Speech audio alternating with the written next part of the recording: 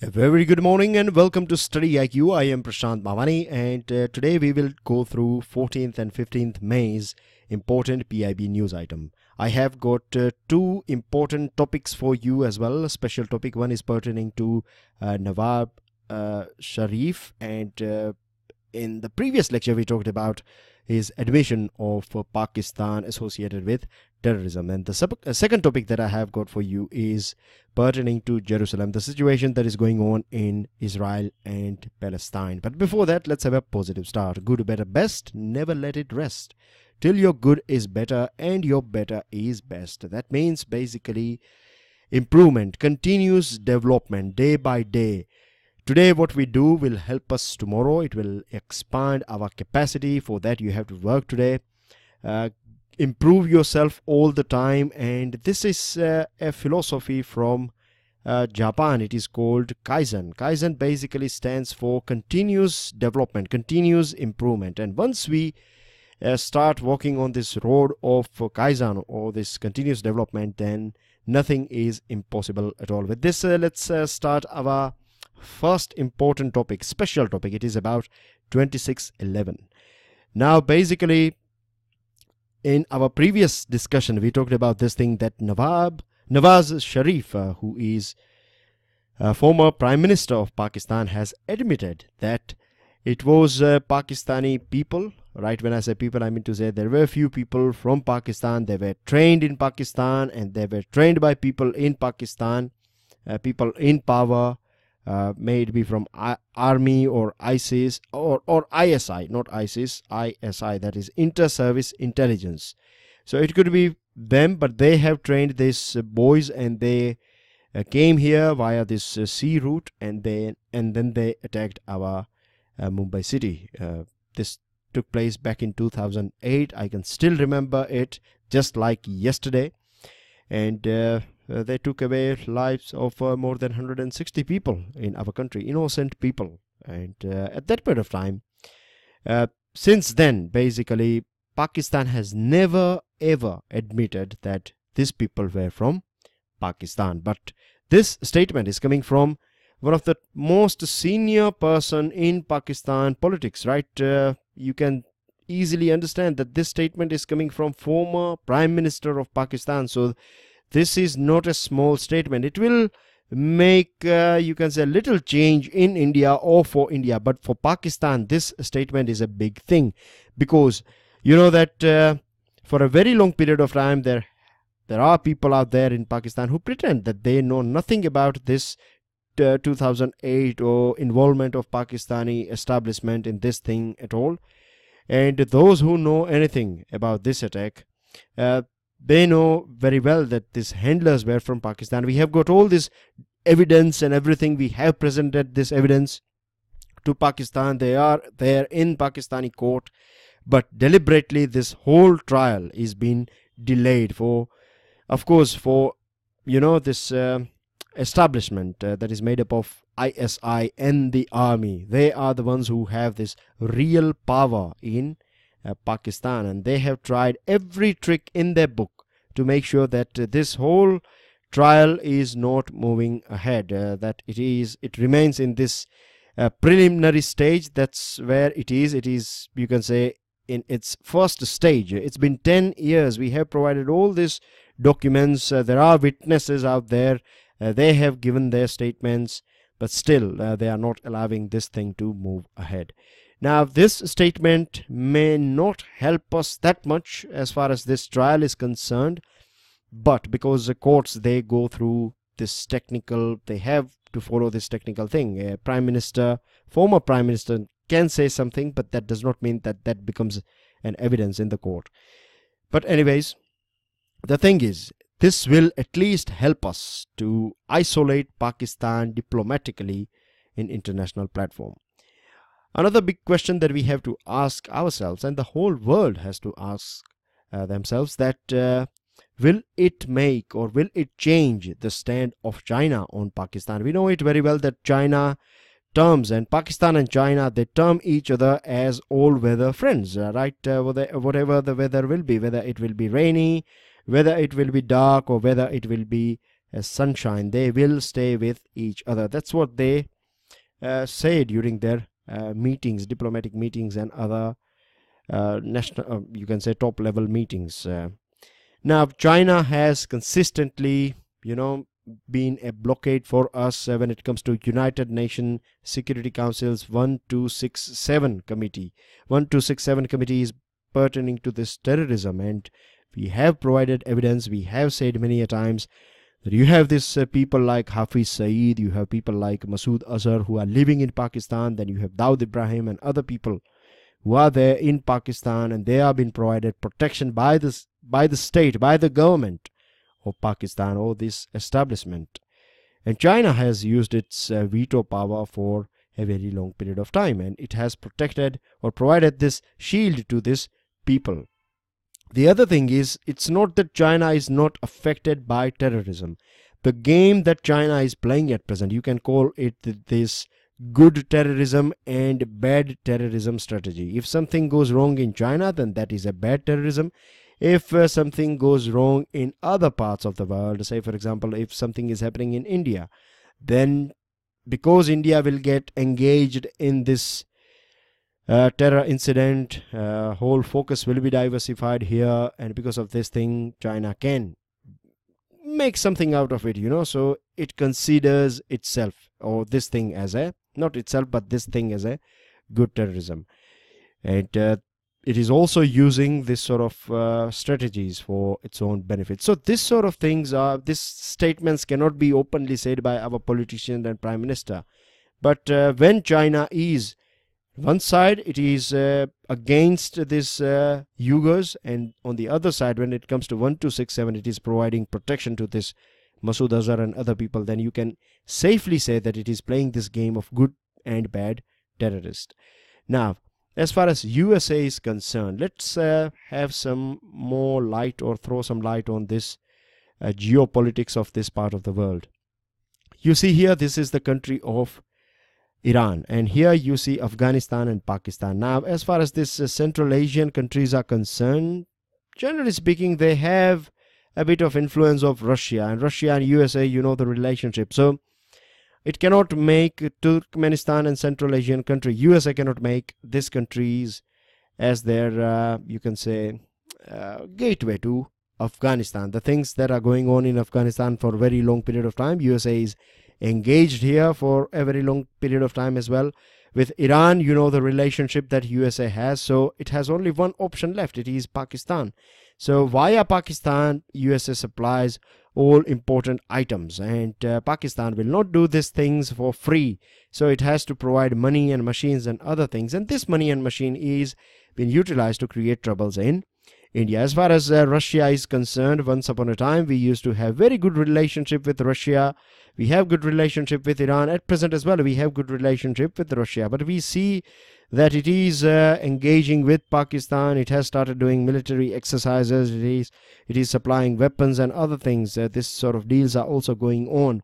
Now, with the things like your enemy, if you and I are having same enemy, then it is better for us to become friends, and that's what happening. This is what is happening between Russia and Iran as well, because USA is against Iran for a very long period of time. You have this Cold War thing going on between Russia and USA, so they are supporting each other. Now, of course, Iran will create more troubles in Afghanistan. It will create all these things that it can to make sure that USA is punished and it is harassed here in Afghanistan. So this will create this situation that more money will be injected by USA in Pakistan. So this again will, this basically it creates a sort of vicious cycle, this never ending game kicks in, and this is creating problems for our country. Now, the other thing is that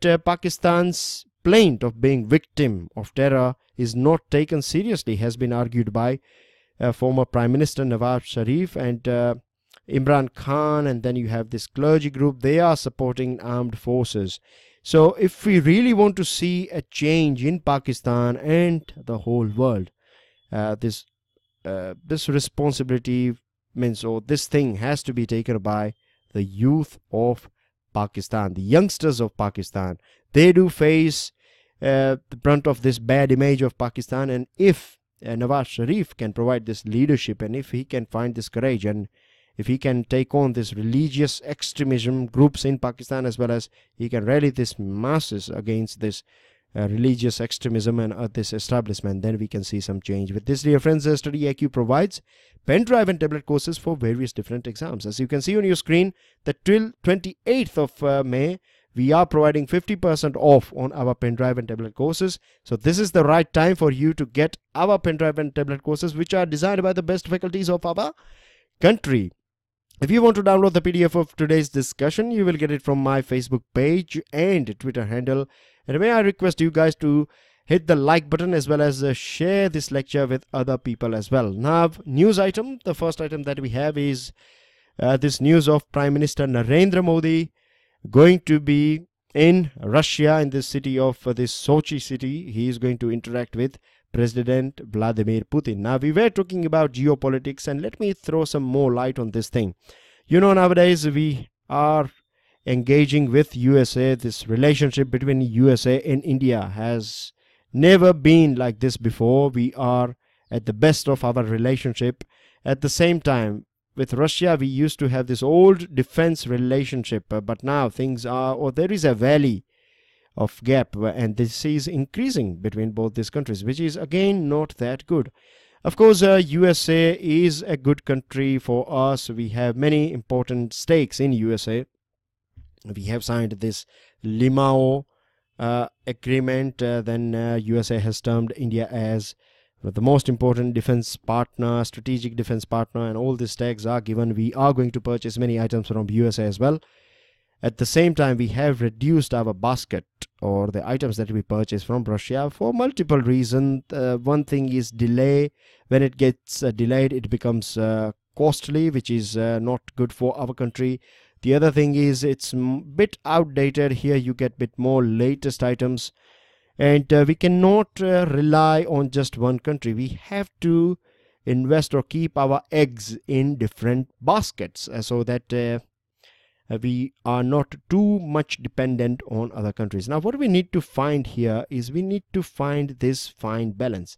We cannot let Russia to supply or support Pakistan, and we should not allow ourselves to be or to get too much influenced by USA as well. Once we give them entry to Bay of Bengal and Arabian Sea, then do you think we would be able to tell them no in future? So these are the things that we have to think about. It's a very important point. You won't find this point that much in media, but this is my own observation that I would like to share. Of course, I have read it from other sources when I was going through this geopolitical and geostrategic articles from different sources. I realized that once we give them entry, then it will become nearly impossible for us to say no to USA. So we have to be a bit careful here.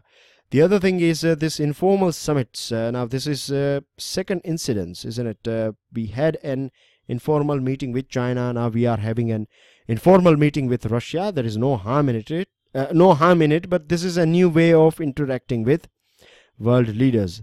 Of course, we have talked about geopolitics. We have talked about regional and international issues and other things.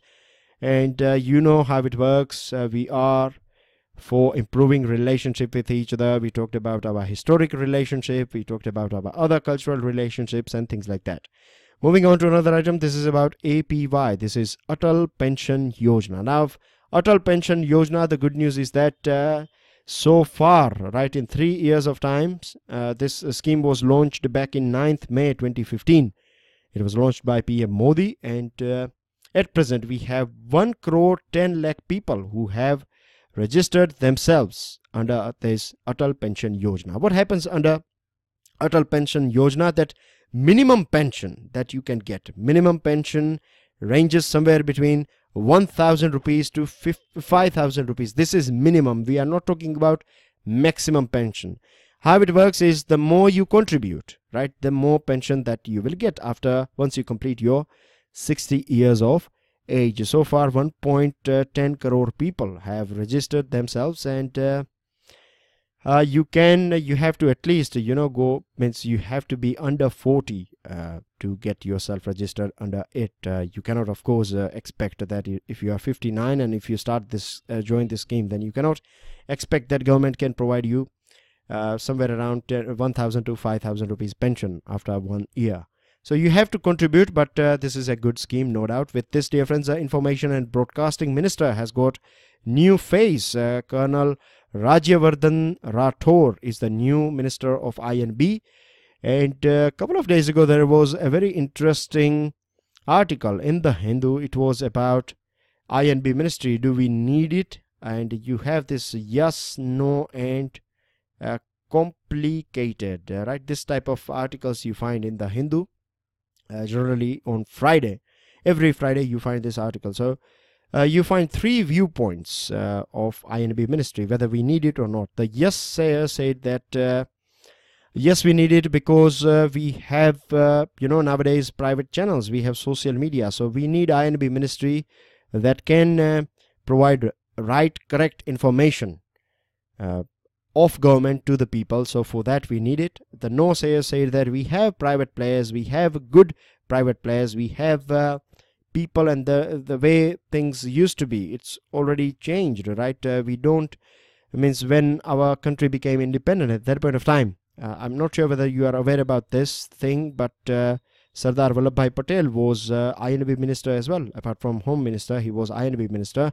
So at that point of time, we were in need of INB Ministry to pass information to our people, but now we don't need it. So the no sayers are saying that we don't need it, get rid of it.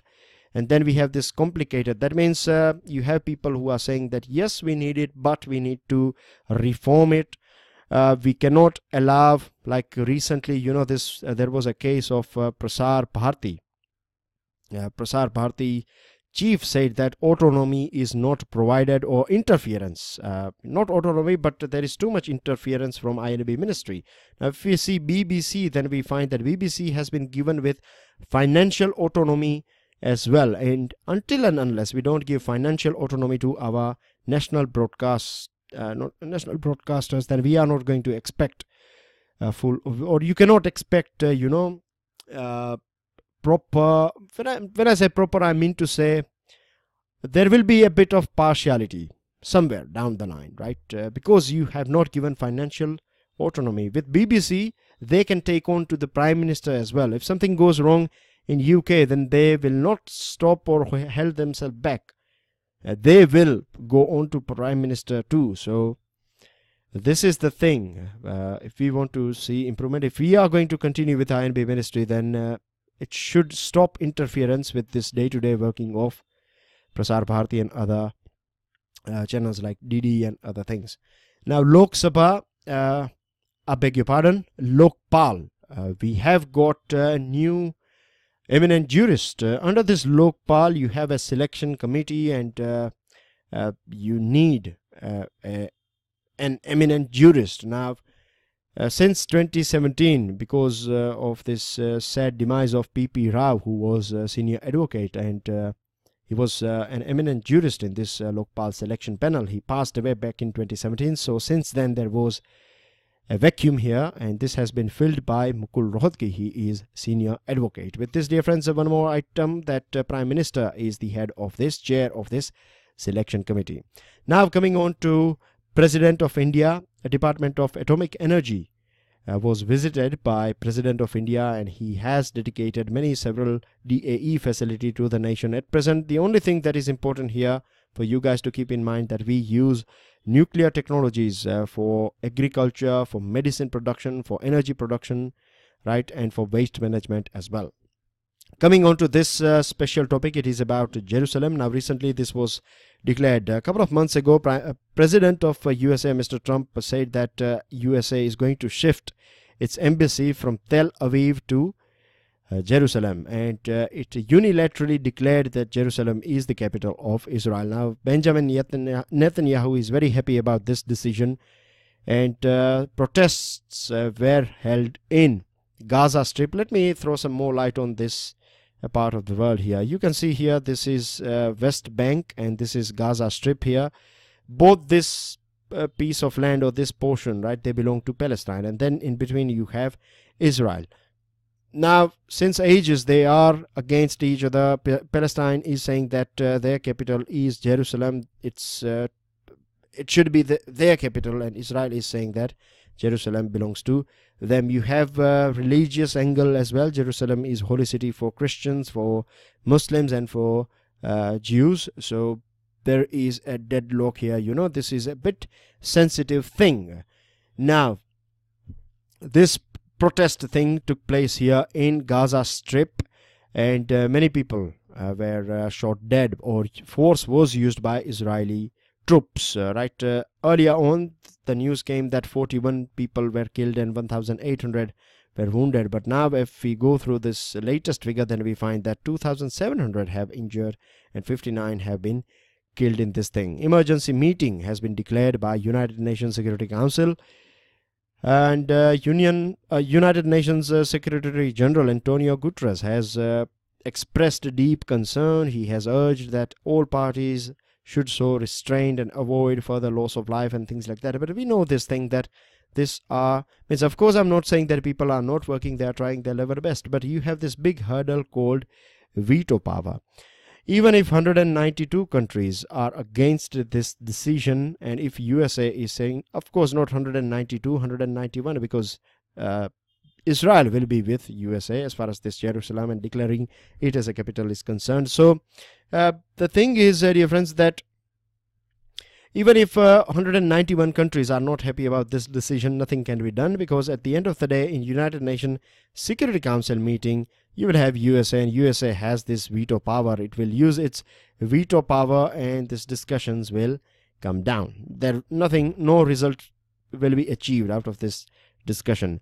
Netanyahu has said that he has declared this decision of USA as a glorious day.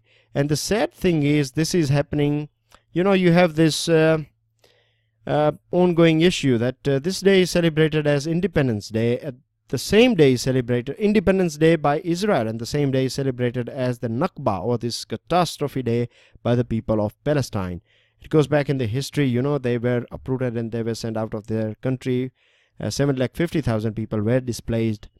So this day of May is a sad day for people of Palestine, and it is a glorious day for people of Israel. So you can see this paradox here. It's a never-ending thing. We used to have this proper setup. United Nations agreed, or these countries agreed under this Oslo agreement or accord, that they can sort out all other issues, and Jerusalem issue will be discussed. Both the countries will discuss all the things in table. There is no point of raising arms and force and other things. This decision of USA to unilaterally declare Jerusalem as a capital of Israel is against this Oslo principle. Saudi Arabia has warned, and Great Britain has also warned, that this sort of decisions will create more problems rather than peace. We know already that situation in Yemen is bad. That situation in Syria is bad. Then you have problems going on in other parts of the world as well. And when this sort of things are going on in Middle East for a very long period of time, we know the situation of Israel and Palestine, the country that we are talking about. So, and then you have these players, right? You have Israel, you have Iran, you have Saudi Arabia, you have these three players. They are supporting, at different point of time, Iran, you have Saudi Arabia, you have Israel. So Israel, generally speaking, Israel and Saudi Arabia are against Iran. Iran will try everything in its book to create problems for Saudi Arabia and Israel in Yemen and Syria, So this sort of things, this sort of dirty games are going on. I'm not saying that Iran is wrong, or Israel is wrong, or Saudi Arabia is wrong. Many times we find that all of them are wrong. Many times we find that either two countries are right or one country is right. So these great wars or great games that are being played by these major players, and then you find countries like USA and Russia and China and other countries, they are stepping in. If you talk about Syria, then we have Great Britain, we have USA, we have France. They are against Bashar al-Assad, and then you are supported by Iran. this Bashar al-Assad regime, which is again supported by Russia. So this sort of things are, at the end of the day, taking away lives of the people, innocent people, the citizens, people like you and I. They are stuck in between. The world should step up. They should stand up, and this sort of decisions taken by USA is one of the most powerful country, no doubt, but that does not mean that it can take this sort of unilateral decisions.